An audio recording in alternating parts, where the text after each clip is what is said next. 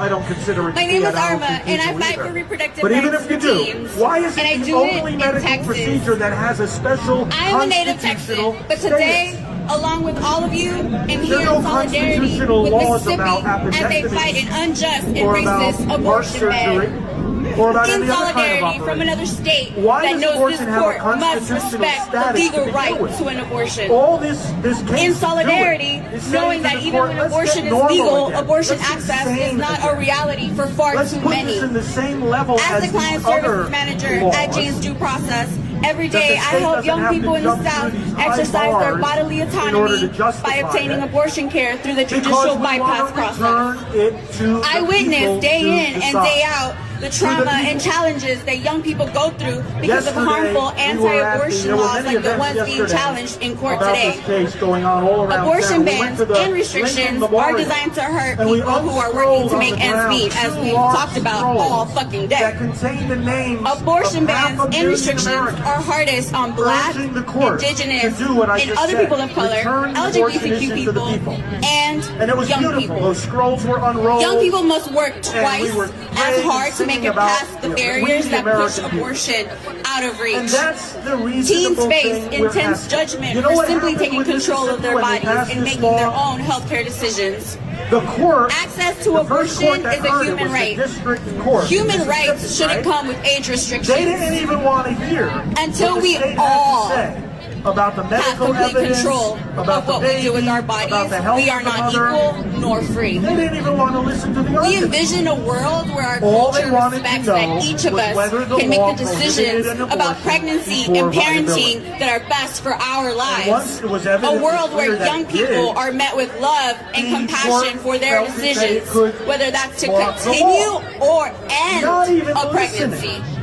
To the for the people of carefully Mississippi and for all of us who need abortion care, we will do what it takes to fight this ban, and we will do what it takes to make sure people get the abortion care they need. More than 30 states deny young people the power to make decisions about abortions for themselves. They're not even listening to Will all you the do things that what have it takes changed. to make sure young people get the abortion care they need in your state? Of course it did. The science hasn't been standing still. It's been progressing. Let's start right now. Will you join me in raising your voice in a chant right now? Abortion is essential for everyone. Let's send young people our love. Let's let them know we will support them. And to young people in Texas, Jay's due process is here for you. I will continue to hold your hand and support you with whatever decision you make about your body, even when the people closest to you will not or cannot. Let's remember, your body belongs to you, and you deserve to live a life with no fear and determine your own future. Not the other way around. The federal government didn't create the states. The states created the federal government. And in Article 1 of the Constitution, I can't believe y'all are still out they here. established the entity that does work in that building across the street, the lawmaking body of the Congress. Okay. In Article 3 of the Constitution, they established the entity that does its work in this building, okay, the so we have Supreme like Court. our last 5 or so speakers. Part of what we're saying today is very simply this. National policy on abortion ACLU gets worked out in that building over there, not this one over here. Because in that building, you know who works in that building? What's different about the people who work in that building than the ones who work in this one? What's different? What the difference is, those people over there are accountable to us, and if they do the wrong thing, if they do things we don't like, we can kick them out of office. We are fighting with our all vote. 50 states, with our DC vote, and Puerto we can Rico go into their office. You walk through the halls of Congress. Most of the time, they're completely empty. I am so but the honored doors to are be open. here with you today. Go in there and walk the halls, and you can sit with them, ban has been and you can give them information, and they're accountable to you.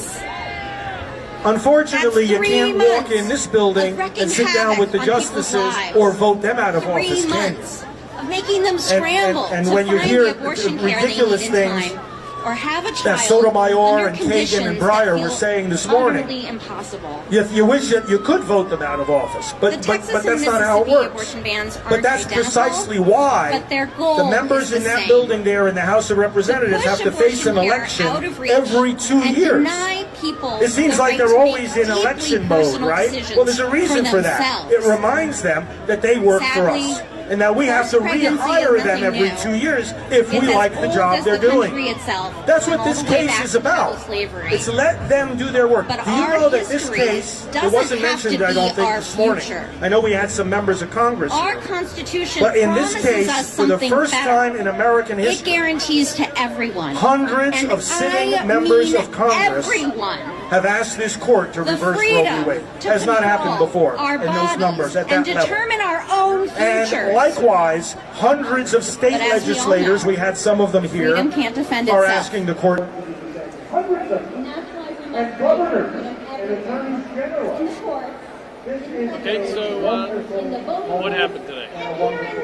Well, the Supreme Court seems quite likely to uphold a Mississippi law that would ban abortion after 15 weeks. And that's a decision that at the very least could serve to dramatically undermine abortion rights in states like Mississippi that want to severely restrict, if not ban, abortion altogether.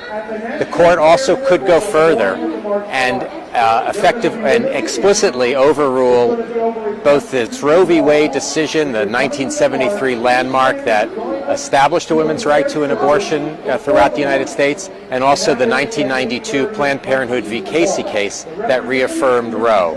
Both of those precedents seem to be in jeopardy after today's arguments, although we won't know for sure until this case is decided, which probably won't happen until late June.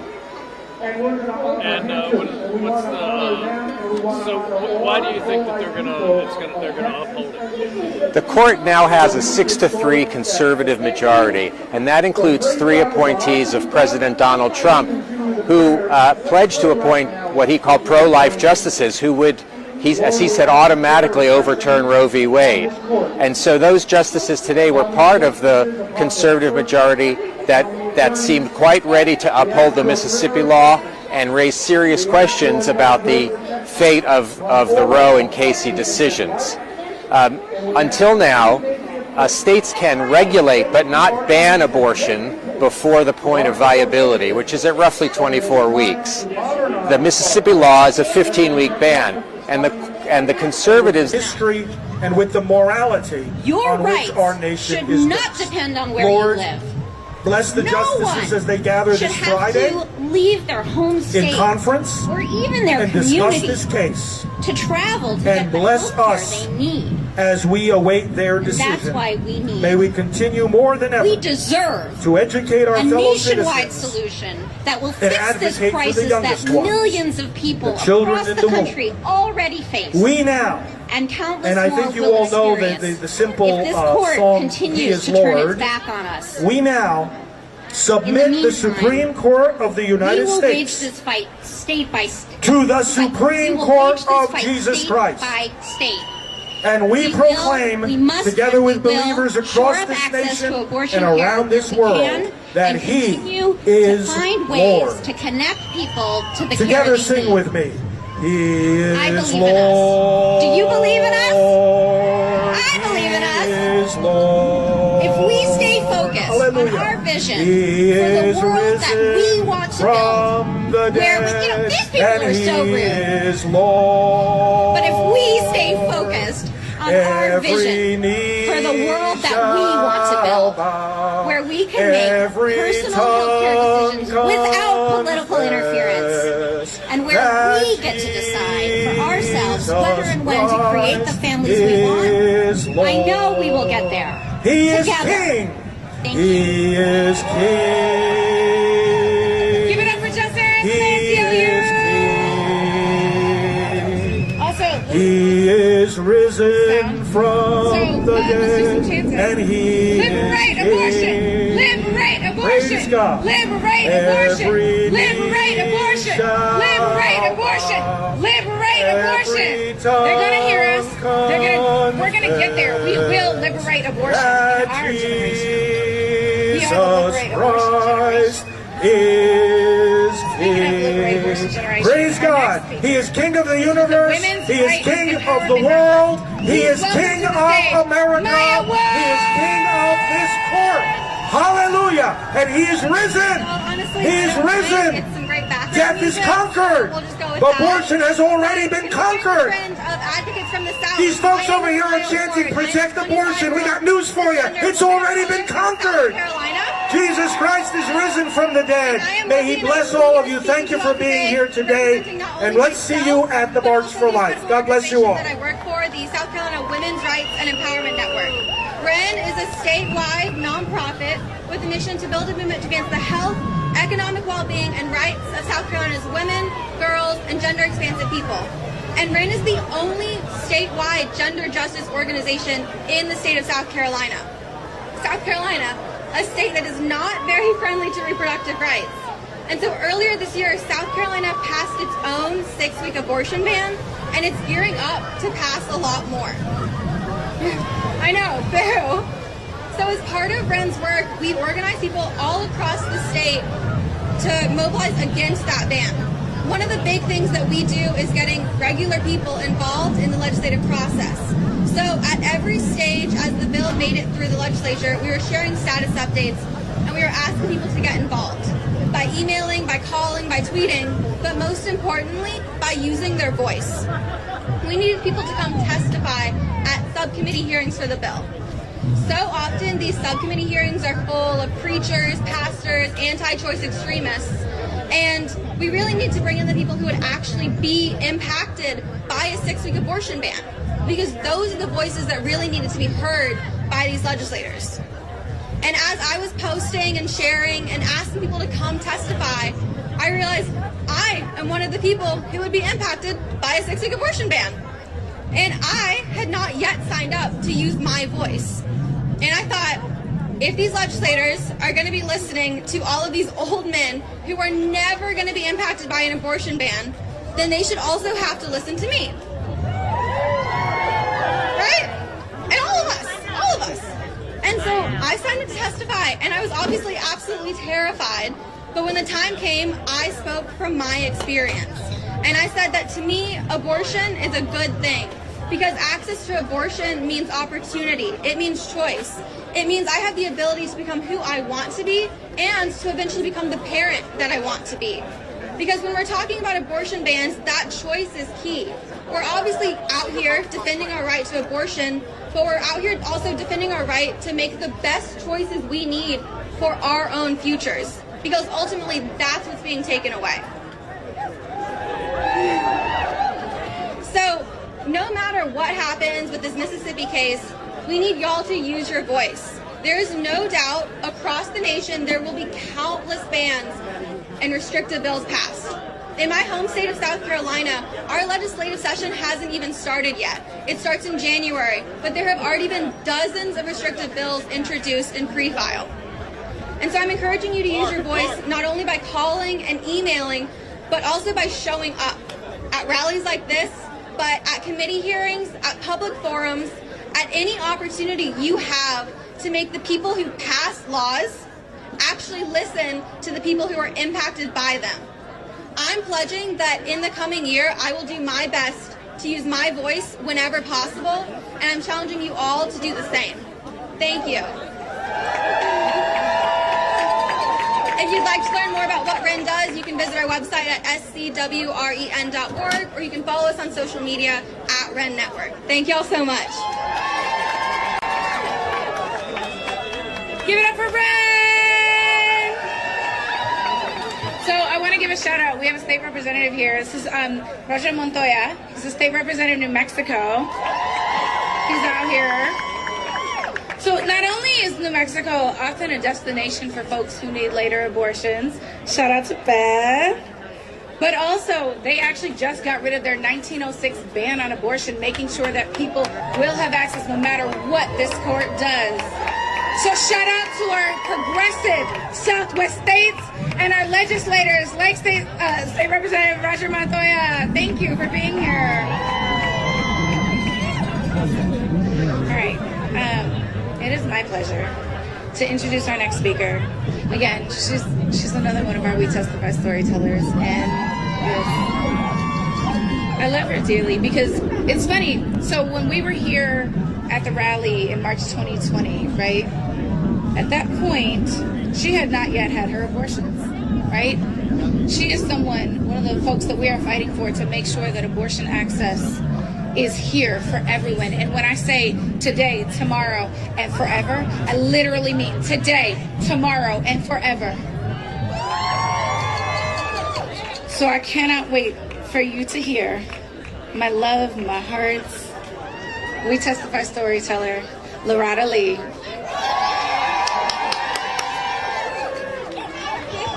Talk to him. Okay, y'all, I know we've been out here all day. We've been out here forever, but I'm gonna need some more noise. Period. Again, I need some more noise. Period. Hey, y'all. my name is Loretta. I am an abortion storyteller with We Testify and Advocates for Youth, and I am also on the board of an abortion fund, Access Reproductive Justice. Give up some noise for Access Reproductive Justice. Yes, I am black, I am femme, and I've had 2 abortions. Not 1, but 2. I love it so much I did it twice. And you know what? I don't regret them. You know what I do regret though? The barriers that I had to face in accessing these abortions. And I have to tell you that as happy as I am to be here and to see all of your beautiful faces and all the gear, I'm going to need some hats, y'all. I'm disappointed. I'm angry. And I can't believe that we still have to be out here demanding access to healthcare, demanding abortion access. And in fact, the last time everyone was here at the Supreme Court demanding abortion access, I didn't know that in just a few weeks I would be getting my first abortion. So last year in March, at the beginning of the pandemic, after the state of Ohio got shut down, I realized that I might be pregnant. My uterus was heavy, and my period was only 2 days late, but one thing about me, if I don't have anything else, I'm gonna have a period, so I knew that I was pregnant. I didn't have a ride, so I had to go to the Uber to the nearest grocery store to go get a pregnancy test, and I didn't have any money. So doing that was already a costly decision because you have to Uber to get there and then pay for the pregnancy test and then Uber back. I had set aside some money for my bills and my groceries that month, and as a full-time student and a worker who actually had just got let go from the campaign that I was working on a week before, and a Medicaid recipient, I didn't have the right financial resources to pay for the abortion, and I knew that immediately when I knew that I was pregnant. In fact, the cost of the first trimester abortion in the state of Ohio actually costed more than a month's worth of rent in my apartment. So luckily, I was able to receive the financial assistance from the abortion fund. Women have options. I'm gonna need some more noise. Period. And when I got home, I hurried to the bathroom and took the pregnancy test. And from the store, I got home and took the pregnancy test, and I was pregnant. You already know. I was positive. The pregnancy test was positive, and I needed the abortion. But Ohio's raggedy government officials ordered abortion as non-essential and tried to shut down the clinic. So that delayed me, but with the help of the abortion clinic and an amazing friend who shall not be named, I know y'all got bounties on our heads, I was able to get my abortion. They made sure that when I said I was pregnant and didn't want to be, I got the care that I needed, and that is so important. But that wasn't my only pandemic abortion. I got my second abortion in the state of California, and I assumed that it was going to be easier because they didn't have all those restrictions that Ohio had, but it was still hard. I had a hard time finding a place that accepted my insurance and covered my abortion, and when I was finally able to book and attend an appointment at the clinic, I was informed that during my ultrasound that the fetus wasn't able to be seen at the moment. The doctor came in and told me that I had to wait because they needed to be able to see the pregnancy to make sure that it wasn't an ectopic pregnancy, which would have endangered my life. So this reminded me again, hell yeah, abortion is essential. Period. So I got my second abortion, and now I'm here speaking to you, all of you today, to make sure that all of us have access to the abortions that we want at any time for any reason. Me having my abortions were actually some of the first times in my life that I felt like an autonomous human being, and I feel all the more powerful because of it. I also think about how my abortions and the reasons in which we are gathered here today signify a common issue.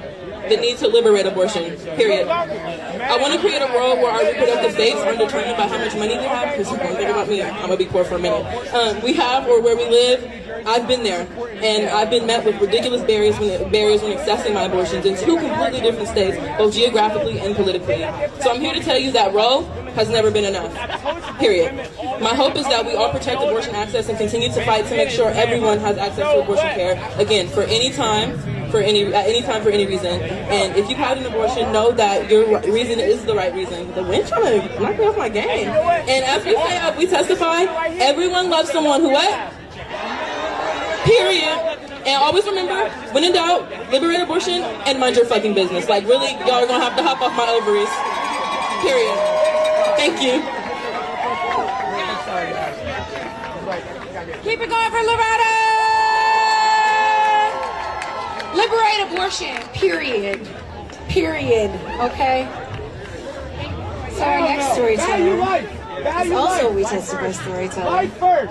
And also, he's a senior research analyst at Repro Action.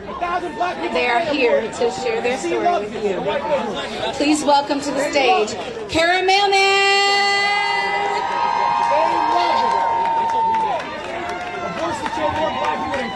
Well, good afternoon, everyone. Every day. And they love it. My name, as Renee said, is Caramel. My pronouns are they, he, and when I was in college, I self-managed my abortion. Why are all abortion clinics in the hood? So I'm going to give y'all the short version, and the short version starts with this. When I was in college, the guy that I was seeing casually tried to force a serious relationship I did not want onto me by poking holes in all of my condoms and getting me pregnant. Now, for some context about me, I am yet another Southerner. I grew up in Georgia. I am a lapsed Catholic. I used to go to the March for Life as a child, and so I grew up with an aggressive amount of abortion stigma. So while I immediately knew that an abortion was what I wanted and needed, I had no idea how to access it, and I didn't have anyone I felt I could turn to.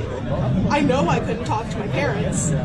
And even though most of my friends were pretty progressive, I still had been ingrained in this culture of shame for so long that I felt like I couldn't ask anyone for help. So when I saw that the nearest clinic to me was over an hour away by car, a thing I did not have at the time, I decided to do a little research, and I learned how to herbally self-manage my abortion. Answer that question. Why? And I will never regret that. I am so grateful that I was able to find a way to take my abortion and my reproductive care into my own hands. But there are some things I wish that I could tell past Kara, and these are things that I want other young people, especially other young people who have had anti-abortion stigma shoved down their throats from a young age. Here are some things I want you to know. Their hero. Abortion is normal. Abortion is nothing to be ashamed of. You shouldn't be ashamed to kill black babies. Abortion pills are safe, they are effective, and they are fucking magic. Black genocide. Stop black genocide. And I had no reason to be ashamed. Your friends are more likely to support you than you think. I'm grateful for my abortion. I'm grateful for the friends who, when they found out what had happened, came and provided for me. Shout out to Mike, if you're watching this, thank you for those tacos.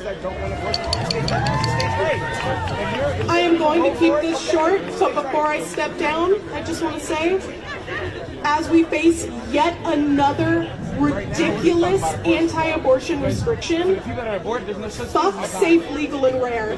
Abortion should not be rare. Abortion should be safe, legal, free, and accessible to anyone who wants one.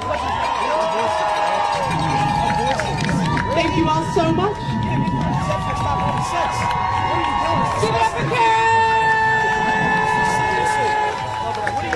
Okay, so our last speaker is amazing. I'm just so honored that Indigenous Women's Rising has been doing so much amazing work to make sure that Indigenous folks across this country, in particular in the Southwest, have access to abortion care and are centered in this movement. So I am super excited to bring to the stage Nicole Martin, who is a sex educator and co-founder of Indigenous Women Rising. Please welcome to the stage Nicole.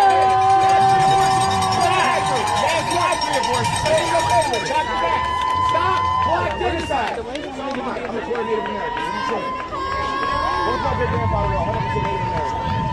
Yat been Nicole Martin in a shed touching Kisani Hello everyone. My name is Nicole Martin. I introduced myself in Dinamazon. Whether you like it or not, it's the language that saved this country during World War II. But I'm not here to praise this country. If you know anything about Indigenous Women Rising, we're an abolitionist organization. So the fact that I'm up here standing in front of the Supreme Court, recognizing that America is on stolen land, the supreme law of the land is a fallacy. The These systems were founded upon genocide and enslavement. Mother Earth and all of her creations, from the five-fingered to the non-five-fingered beings, are experiencing the effects of white supremacy. Capitalism, imperialism, and individualism actively work against indigenous core values. The U.S. stole land through treaties with sovereign governments, thus creating a federal trust responsibility with 576 tribes across this land. And in Article 6, it actually says that the treaties are the supreme law of the land. But not one has been honored since the creation of this country, America. And I spell that with 3 Ks.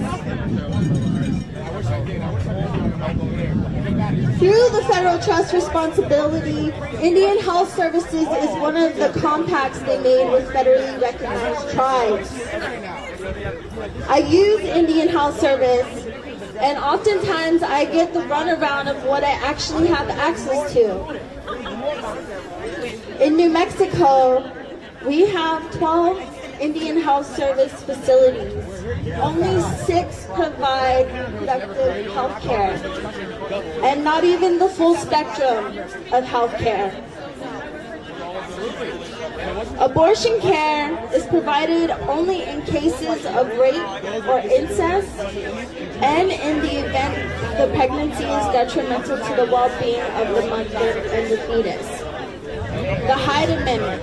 That is why indigenous people cannot access abortion care within Indian Health Services. Stop black genocide. First of all, don't even talk about genocide, fool. Yeah, they're crazy. 1,000 black babies a day being murdered. You see, it's all white liberals clapping. I'm glad some of my black people got sense. It is just one of many barriers, the Hyde Amendment, that indigenous people face. Other barriers are finances, transportation, childcare, privacy, and security.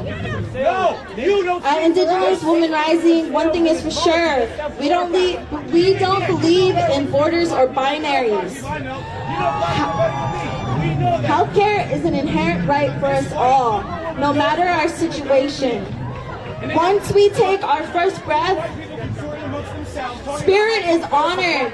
We come into reality. Yes, we should be protected. Our women, transgender, non-binary, and two-spirit relatives' lives shouldn't be missing and are murdered. From here to Palestine, people deserve to live their fullest and healthiest lives in dignity, safe from systems of oppression whose intent is to kill them and keep them in a cycle of sickness. This land, or the land, and all land across this world shouldn't be extracted because of its resources.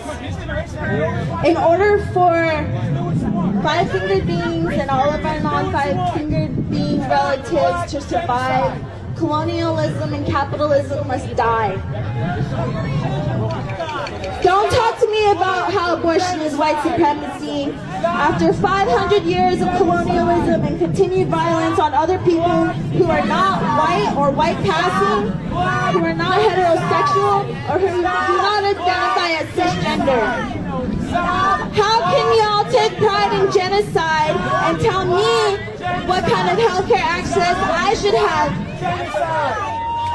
I ask all of you today, especially all you white women and you heterosexual men and indigenous men and non-indigenous men, this isn't about you.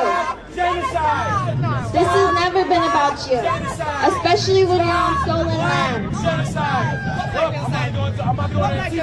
Follow my leadership and the leadership of Black As Dr. Abigail Eckelhawk said, come to us because we have the answers, not because you think we have the problems. I'm sorry. Give it up for Claire!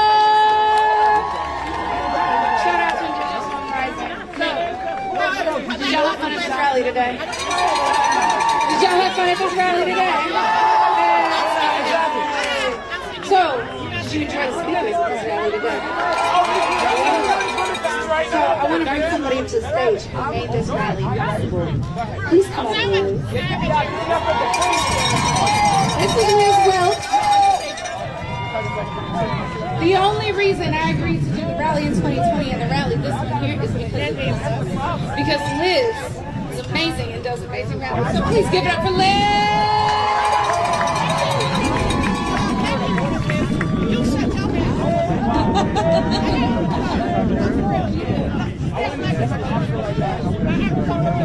Okay, the other thing I'm going to do is I'm going to take a minute of personal privilege for the last minute. So my mom is here.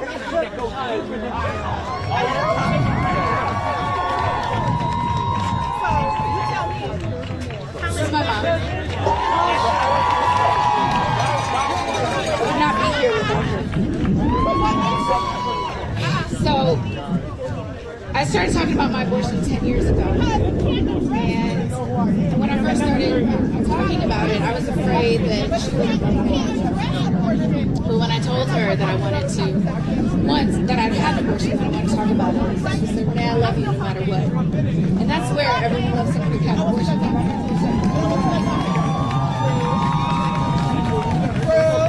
But I have been doing this work for a couple of years. I was sitting on a bed and I was writing a guide for people who want to share their abortion stories.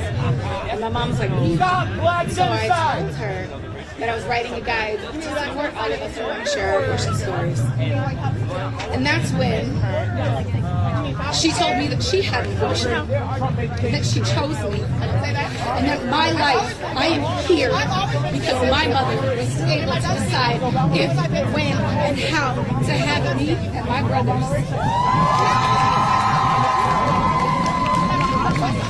Our fight is an intergenerational one. Everyone loves someone who's had an abortion. This is why we share our stories. And it wasn't until this case, when we sent our amicus brief to the Supreme Court, that my mother decided to say, well, actually, she was some nicer version of that. And she was like, let's talk about it. So, anyway, in front of all these people, thank you for making me the strong black woman that I am. Thank you for teaching me everything I needed to know. That even though when I had my abortion I didn't come to you, you taught me every single thing I needed to know to be able to do it for myself. Thank you for sharing your story. And thank you for choosing me.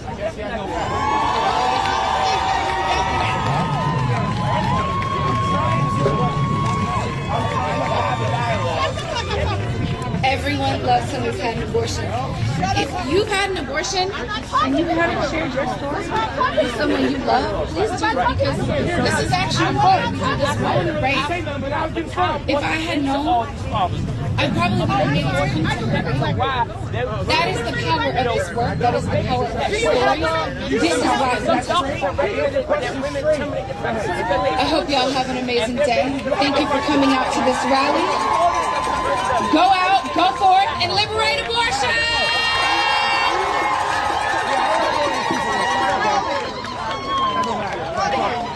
Go home, have fun. Liberate abortion. Love y'all. I'm from where you from? The South. I'm from New Jersey. Of course you are. Of course you are. So let me tell you this. No, we're actually a little bit.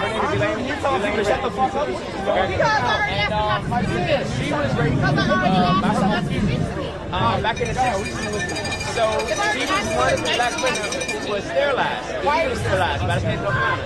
She was one of the first people who actually won her case against. But if I already asked somebody, so incest and rape and child molestation, I don't have any nice of I don't have to mess with it. And then you know what? And they took her grandmother. And her grandmother said, Elmira, and when they left us therapy, so you know,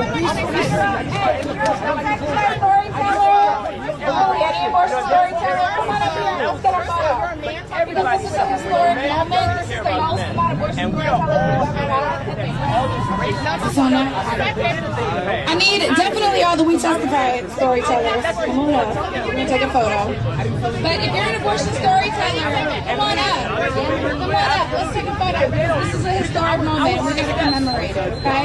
So if you've had an abortion, share your story. Come on up. Carly, I see you. No, absolutely not. And so, and because I was listening so much, I had to, document what I could do. Then safety. No. I just had, okay, so I'll be very transparent. Because so much was lied and said, and my own, like, people like Candace Owens, Black Lives Matter burned down the black church in D.C. That was an absolute lie. But it has over 1 million views on Facebook, but Facebook would never take it down. So because so much that was being lied and said about black people in this city, with so many other people coming from all over the world to come and violate, beat up black women in the street, and do this and do that, I went to the Capitol for January 6th to make sure I filmed that it wasn't us that went inside there. And so, I stood up like a thumb sword because I had on Timberland boots, black sweatpants, and I ain't have none of that shit Trump. But you know what? I knew that God did because I had something to do because of what I believe in. And when we don't come together, we do ourselves the biggest service that we possibly can. And abortion is a critical thing, but it's not something that should be taken so lightly. And it's not something to be liberated. Abortion is never something to be liberated.